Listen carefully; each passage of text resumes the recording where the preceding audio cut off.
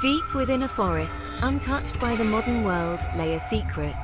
The trees stood tall, ancient guardians of a hidden clearing. Sunlight struggled to penetrate the dense canopy, casting long, eerie shadows. The air hung heavy with the scent of pine needles and damp earth. It was a place of unsettling beauty, where the whispers of the wind sounded like warnings.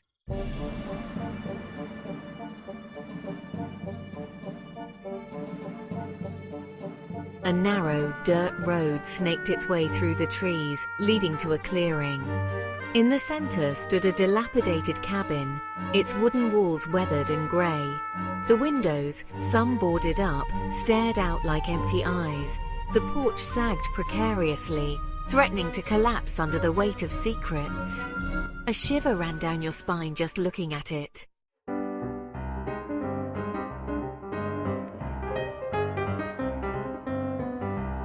This was no ordinary cabin in the woods.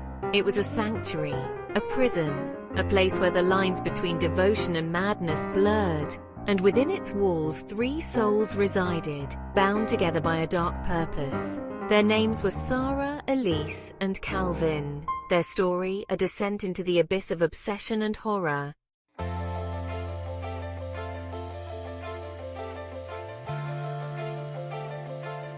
Their world revolved around Calvin, the enigmatic figure who had taken them in, offering them shelter and purpose. He was their mentor, their guide, their savior. Or so they believed.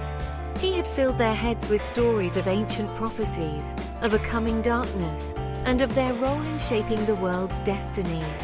Calvin had entrusted them with a sacred mission, a task of vital importance that would usher in a new era. He spoke of a chosen one, a vessel through which a powerful force would be unleashed upon the world. He called it the Great Awakening. They called it their purpose. The truth is, I'm not really sure what happened. Dawn painted the forest in hues of grey and purple as Sara and Elise prepared for their departure. The air hung heavy with the scent of damp earth and anticipation. They moved with a practiced silence, their faces illuminated by the flickering flames of a kerosene lamp. The cabin, usually their sanctuary, felt suffocating, the air thick with unspoken words and the weight of their mission. Elise, her movements usually graceful, seemed clumsy, her hands trembling as she packed their meager belongings. The weight of their task pressed upon her, amplifying her usual anxieties. Sara, on the other hand, exuded a chilling calm, her eyes gleaming with a fervent determination.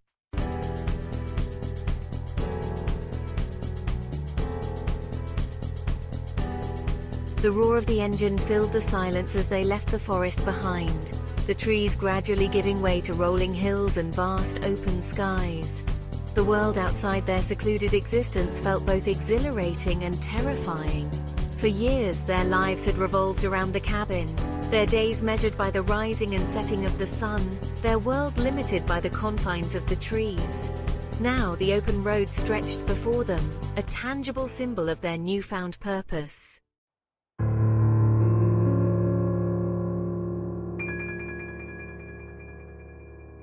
Their journey took them through forgotten towns, sleepy communities untouched by the relentless march of time. The people they encountered seemed frozen in a bygone era, their lives a tapestry woven from routine and tradition. Sara and Elise, with their dark attire and intense gazes, stood out like ravens in a field of doves. They would stop at roadside diners, their arrival met with curious glances and whispered speculations. The air would crackle with unspoken questions as they ate their meals in silence, their eyes constantly scanning the room, searching for a face, a gesture, a glimmer of something different. But each encounter left them feeling empty, their hope dwindling with every passing mile.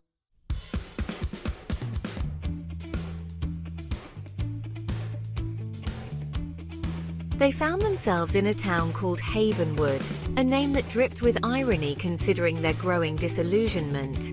The diner, a greasy spoon called Rosie's, was bathed in the warm glow of neon lights, a stark contrast to the growing darkness within them. As they slid into a booth, the scent of coffee and frying bacon did little to appease their growing hunger, a hunger that went far deeper than their empty stomachs. A group of teenagers occupied a nearby table, their laughter echoing through the diner. Among them sat a girl, her back to Sara and Elise. She was different, quieter, her posture reserved, almost timid.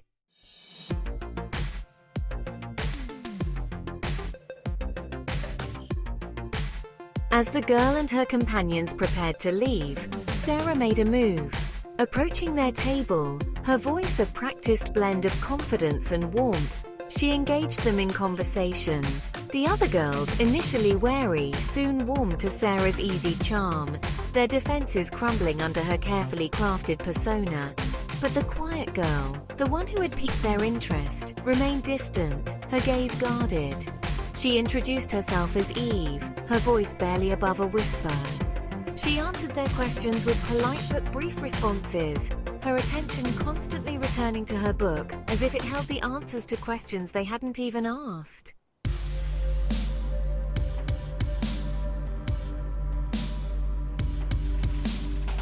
Dejection hung heavy in the air as they drove away from Havenwood, the image of Eve's retreating figure seared into their minds. The diner, once a beacon of hope, now felt like a cruel reminder of their dwindling options. The open road, once a symbol of freedom and purpose, now stretched before them like a desolate wasteland. Silence filled the cab, punctuated only by the hum of the engine, and the occasional sigh of frustration. Sara, usually a whirlwind of energy and determination, seemed deflated, her usual confidence replaced by a gnawing doubt. Elise, sensing her companion's turmoil, remained silent, her gaze fixed on the passing scenery, her mind racing with unspoken fears.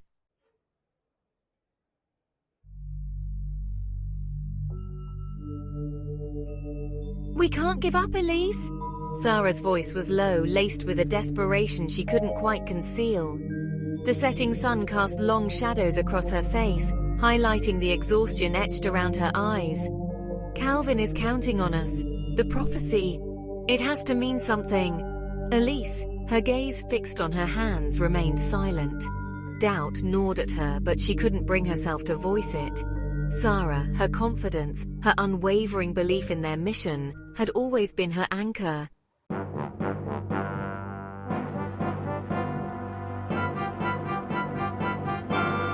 An idea began to form in Sara's mind, a dangerous, desperate plan. It was a gamble, a shot in the dark. But they were running out of options.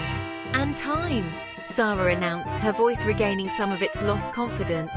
"We'll go back to Havenwood. We'll get to know Eve better, gain her trust. She'll come to see us as friends, as mentors."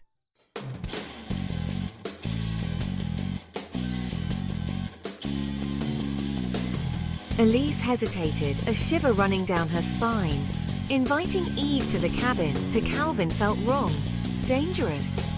But she couldn't deny the desperate hope that flickered within her. What if this was it? What if Eve was the key to fulfilling the prophecy? They spent the next few days formulating their plan, their conversations a mixture of excitement and apprehension. They would return to Havenwood, befriend Eve, gain the trust of her family. It would take time, patience, and a carefully crafted facade.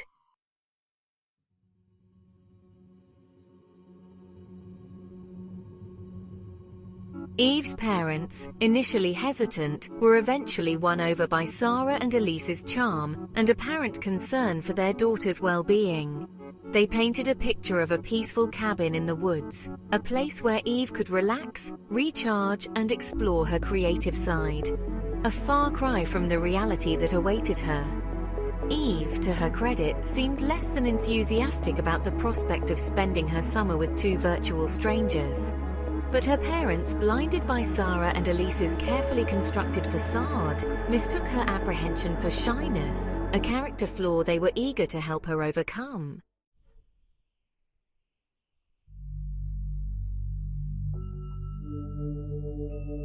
The forest welcomed them back with open arms, the trees swaying gently in the breeze, their branches like skeletal fingers reaching out to caress them. or perhaps to trap them. The air hung heavy with the scent of pine needles and damp earth, a familiar aroma that now carried a sinister undertone. Eve, her eyes wide with a mixture of awe and apprehension, took in her surroundings. The forest, usually a place of peace and tranquility, felt different here, oppressive.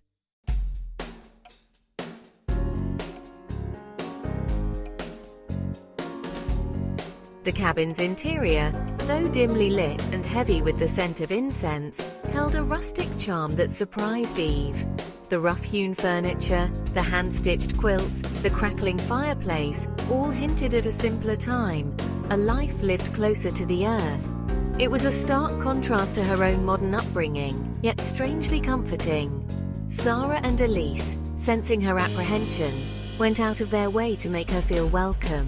They showed her to a cozy room, its walls adorned with dream catchers and pressed wildflowers. They unpacked her belongings, their movements practiced, their smiles reassuring.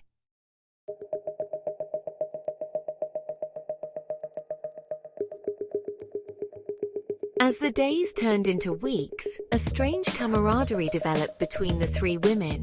They spent their days exploring the surrounding woods, their laughter echoing through the trees. They shared stories, secrets, dreams. They swam in hidden waterfalls, their bodies sleek and free beneath the cascading water. For a while, the outside world, with its complexities and expectations, faded into a distant memory. Sara and Elise, their initial reservations about Eve slowly dissolving, found themselves genuinely enjoying her company.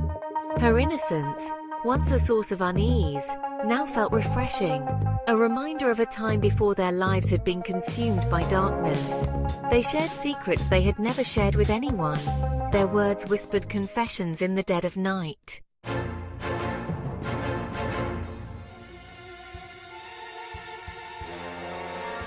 One evening, as the sun cast long shadows across the clearing, Sara and Elise announced that it was time for Eve to meet someone special, someone who had been eagerly awaiting her arrival, someone they referred to simply as the teacher. Eve, her curiosity piqued, couldn't help but feel a twinge of apprehension. Sara and Elise had never mentioned anyone else living in the cabin. Who was this mysterious figure who commanded such reverence? And why had they kept him a secret?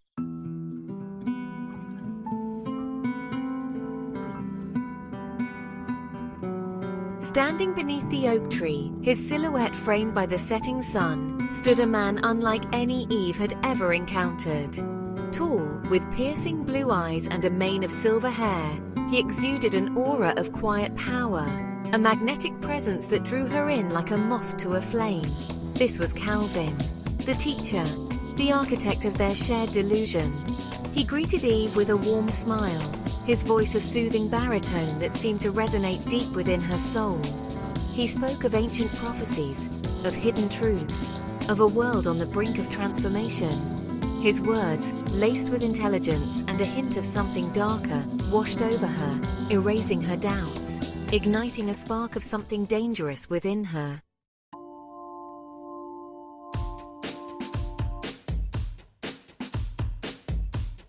As the days turned into weeks, Eve's infatuation with Calvin grew into something all-consuming. She spent hours listening to his teachings, her mind a sponge soaking up his every word. She abandoned her childhood teddy bear, her books on fantasy and romance, replacing them with Calvin's worn copies of ancient texts, their pages filled with cryptic symbols and disturbing prophecies. Sara and Elise, initially pleased with Eve's transformation, began to feel a growing sense of unease. Calvin, usually distant, almost aloof, seemed captivated by Eve's youthful energy, her unquestioning devotion. He spent more and more time with her, their conversations becoming increasingly private, their laughter echoing through the cabin late into the night.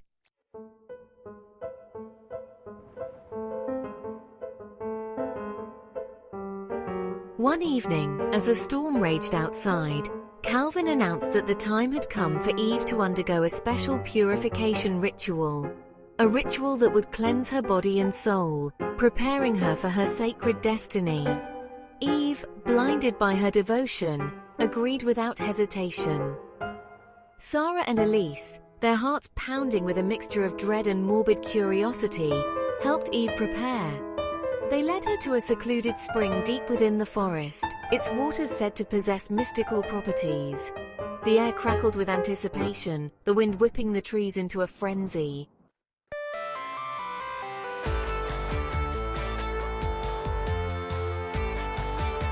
Panic surged through Eve like a tidal wave. Calvin's chanting, once soothing, now sounded like the rasping breath of a predator. The knife in his hand, once an instrument of ritual, now felt like a threat. She tried to step back to escape the icy grip of the spring, but Sara and Elise moved closer, their expressions strangely blank, their eyes devoid of the warmth she had come to rely on. It's okay, Eve. This is part of the process, a covenant of blood, a sacrifice to ensure your purification.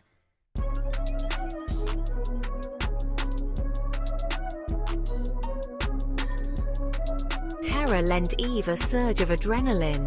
She thrashed against Sara and Elise's grip, her screams echoing through the forest, swallowed by the howling wind. But their hold was too strong.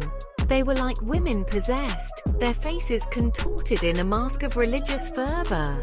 We're doing this for your own good, Eve. You are the chosen one, the vessel. You will bring forth the son of darkness, the harbinger of a new world order.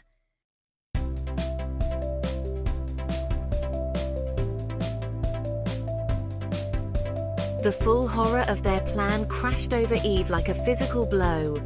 They were insane, monsters hiding behind a facade of spirituality and false promises. They had lured her here, groomed her, worshipped her, only to use her in the most horrific way imaginable. Fueled by a primal need to survive, Eve fought back with a ferocity she never knew she possessed. She kicked, scratched, bit, her screams lost in the cacophony of the storm. She managed to land a solid blow on Sara's jaw, the sickening crunch of bone a testament to her desperation.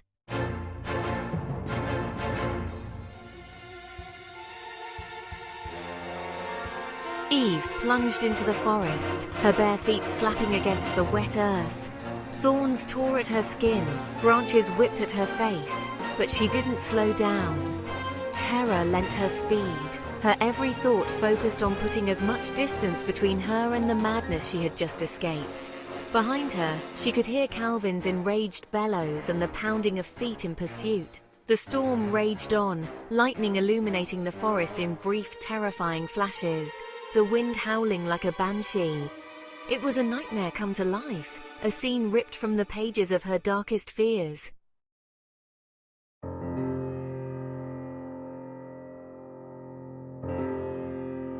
Section 5. Aftermath. A cabin engulfed in flames. Dawn painted the sky in hues of grey and purple as Eve stumbled out of the forest and onto a deserted country road. She was a mess, her body covered in scratches and bruises, her white robe torn and muddied. But she was alive. A truck driver, his face etched with concern, stopped to help her. He didn't press for details, sensing that she had been through something horrific. He drove her to the nearest town, where she contacted the authorities. By the time the police arrived at the clearing, the cabin was engulfed in flames. The fire, apparently started by a stray bolt of lightning, had consumed everything in its path. The bodies of Calvin, Sara, and Elise were never found.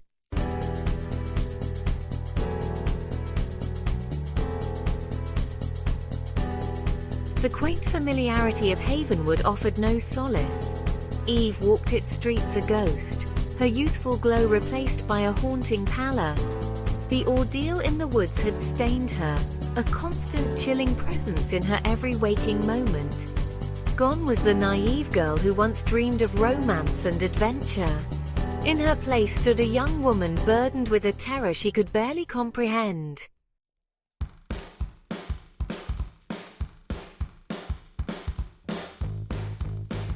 Then came the nausea. At first, Eve dismissed it as a lingering symptom of her ordeal, a physical manifestation of her deep-seated anxiety. But as the days turned into weeks, a horrifying possibility began to take root in her mind, twisting her insides with a dread more profound than anything she had ever experienced. The home pregnancy test sat on the bathroom sink, its plastic casing cold and sterile against her trembling fingers. 2 pink lines, unmistakable, undeniable. She was pregnant with the child of a madman. The seed of evil planted in her during that horrific ritual in the heart of the storm.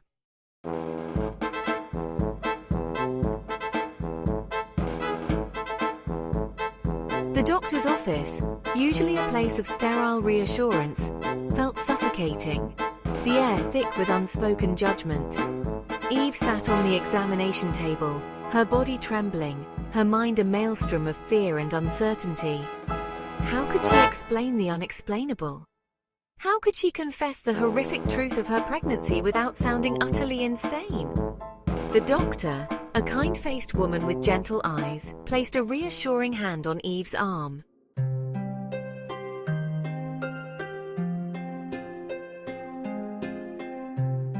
Eve left the doctor's office that day, her future uncertain, her mind a battlefield of conflicting emotions.